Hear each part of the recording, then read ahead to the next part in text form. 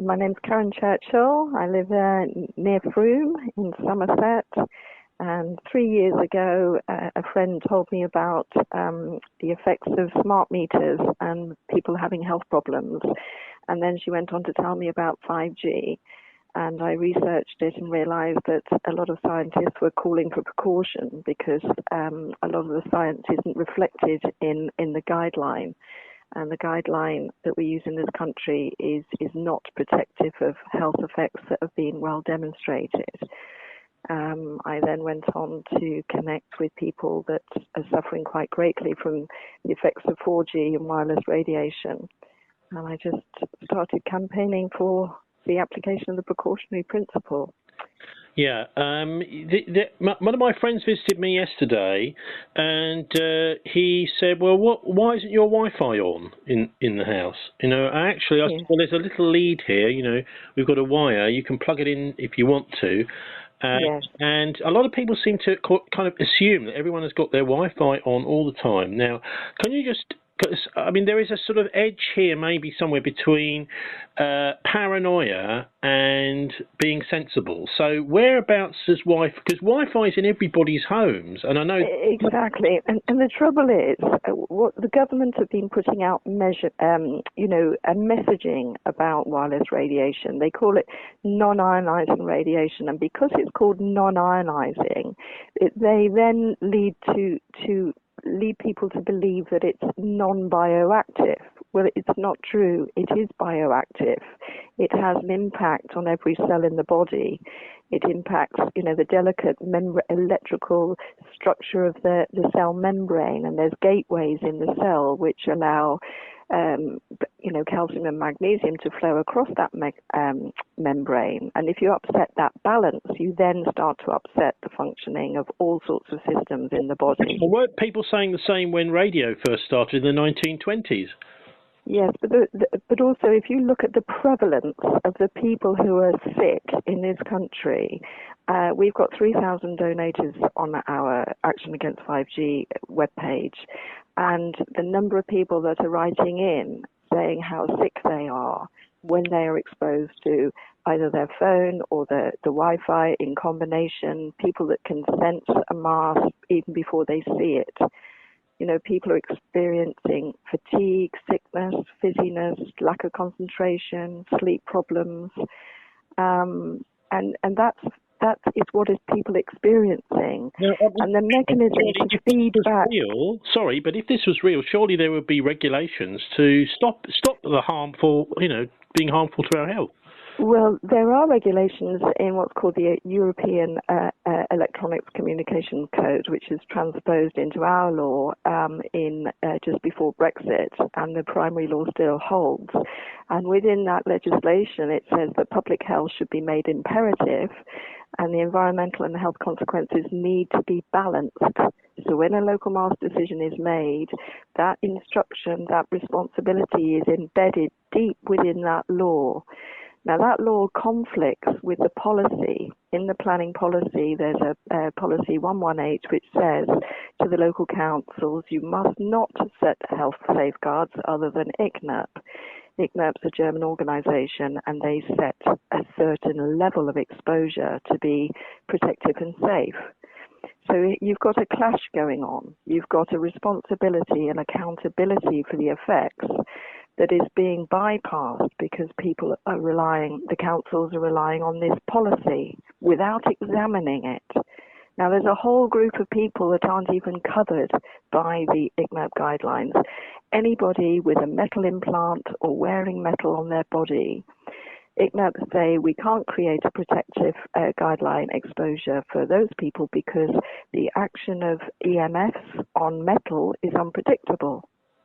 So here you are, all of these people, they remain uninformed and unprotected by this high level of guideline that's been set by the government. Well, look, we all know that you don't sit next to a microwave oven whilst it's on, and you certainly don't sit inside it. And Exactly. As I understand it, these are actually microwaves. They are microwaves, indeed they are, and you're absolutely right. And if they are, every mast is like a big microwave oven with an open door. How close is it safe to be next to that microwave when it's turned on?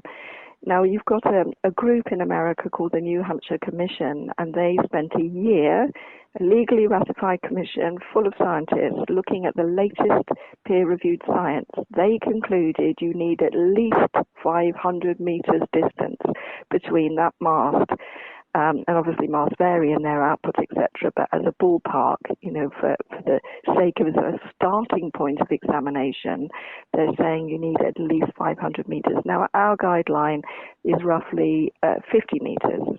So when you start talking in these terms and examining, how safe are we? And, this evidence that is presented by the New Hampshire Commission is not being examined by our government individually.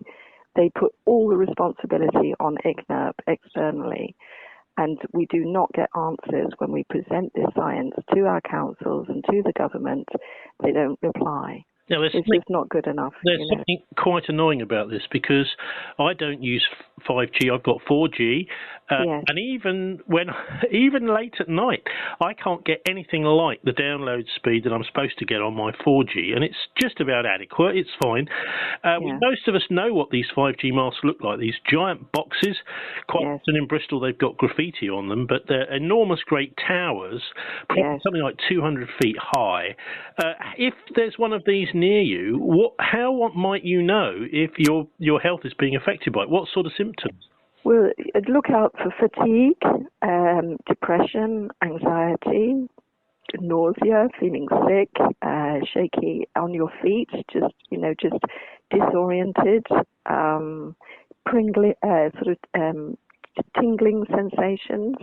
We have, in our case, there's 7 people in a particular address in London, and they have skin reddening and blisters under the tongue, and these kind of symptoms. But because, if we've got the flu or a cold, or, you're feeling generally unwell or stressed, there's so many factors, or, you have food allergies, there's so many factors that affect how well we're sleeping. And it's a process of elimination, isn't it? A lot of this sounds psychological. So, for example, it could be caused by just the fact that you've got massive energy bills you can't pay. So how do you tell whether it's anything to do with energy, or whether it's just, it's part of the cost of living crisis? Well, I just think that people have a right to know that it could be their exposure which is causing them their problems. So then they have a chance to minimize as best they can their exposure, to eliminate that factor, to give them a chance to then eliminate other factors to improve their health and well-being. But without knowing, and without the government supporting and giving people the message, look, this radiation has been shown in all these biological tests, is known to cause these symptoms, people don't know. And in the beginning, I think it's less so now, but, there was a lot of ridicule that was attached, and a lot of people who do suffer extreme reactions to wireless, they are still ridiculed and denied because the government says it doesn't exist. But the thing is, the tide is turning a little bit, because there are legal cases where people are winning either disability. A child was awarded the necessity of a low EMF environment because of symptoms. So these cases are beginning to come through. But, more recognition is needed, and the recognition needs to come direct from the top, from the government, and people need to be fully transparent about the risks, and at the moment they are not. Absolutely not. Fingers crossed on that one. But here in Bristol, the Eleanor Cumley, who was the leader of the Green Group, which is the second largest group on the City Council, something like 30, maybe 25 councillors, she was being interviewed by me back in 2019, and she's a physicist. I put it to her, I said, well, look, surely it's better to be encouraging fibre, which is extremely efficient at moving data around, rather than the 5G. And she kind of looked at me blankly. Well, this isn't in my remit. And I'm thinking to myself, well, hang on, you're a physicist. Surely you understand that it takes a hell of a lot more energy to move data around on a microwave frequency. First of all, you've got to modulate it, then you've got to demodulate it. All this extra energy. And what do you put this down to? The failure failure of the Greens to recognise that these mobile networks are using up masses of energy. In fact, in Ireland, they've predicted in a couple of years' time they won't be able to generate enough power in Ireland to power all the computers and the data networks there. Yeah, I think there are industry influences that make sure that this isn't fully considered. I think you're absolutely right. There's a complete mental block around the energy inefficiency.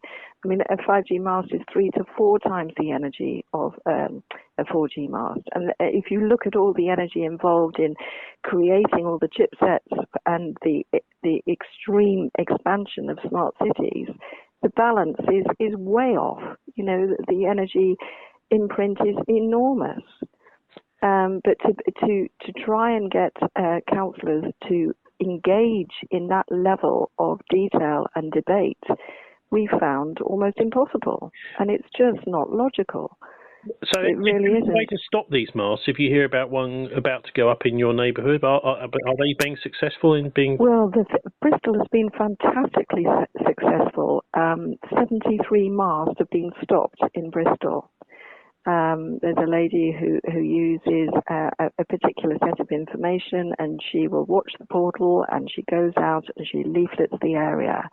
And, you know, there have been meetings and protests we've done a lot of media in Bristol, which is fantastic. But the thing is that the masts are not being stopped on the fundamental reason of protecting public health. They're being stopped because they're too tall or they're overbearing, which they are, and that's, absolutely valid as well. But we haven't broken through the barrier of the council engaging with the fact that they are harming the people. Yeah, I remember at the beginning of all this, we had Glastonbury Council saying they weren't going to have any of this. And also, your story from Bristol illustrates a very important point, in that they are simply not telling people that live near this mast. It's up to somebody who's a campaigner to be sitting on the internet, every day, checking a page, finding an application for a mast, then doing some printing on her home printer and going out and literally putting this stuff through as I understood it, the council are supposed, they have to, when there's a planning application nearby, they have to leaflet everybody in the local area.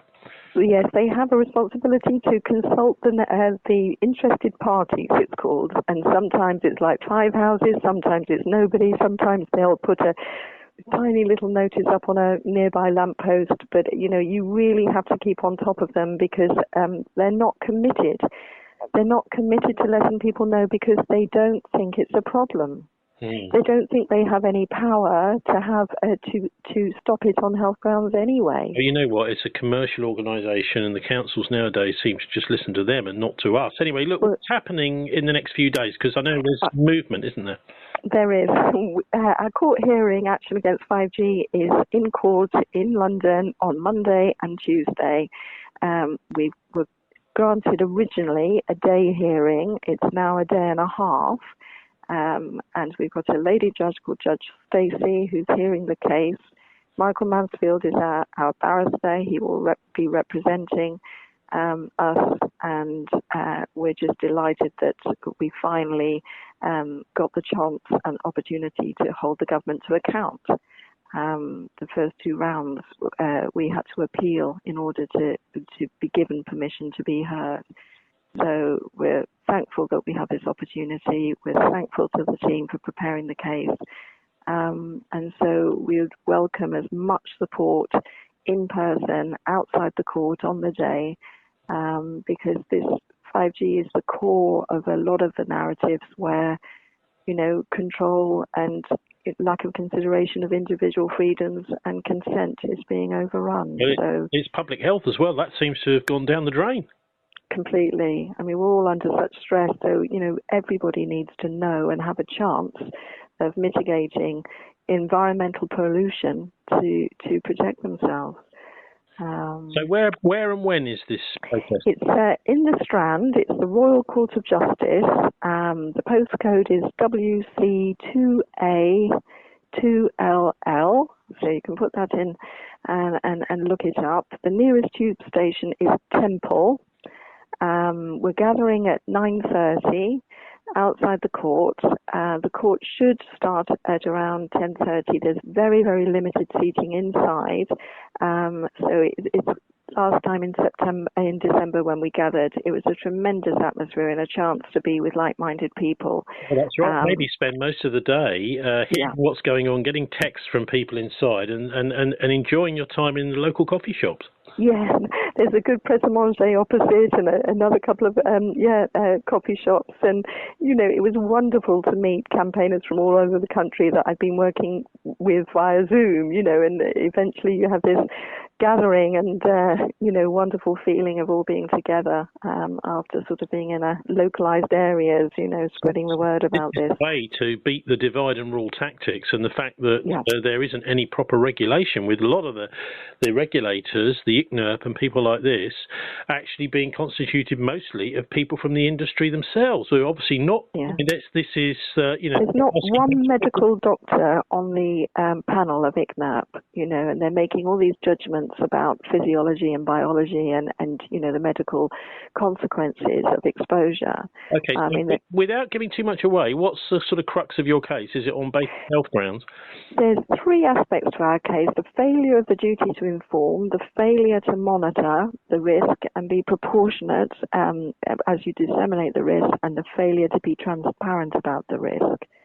So those are and it all comes under the Human Rights Act, that we have a right to freedom in our own home and we have a right to life. So it's the human rights aspect of the law that's being challenged in the government's failure. What's the best way to follow it online?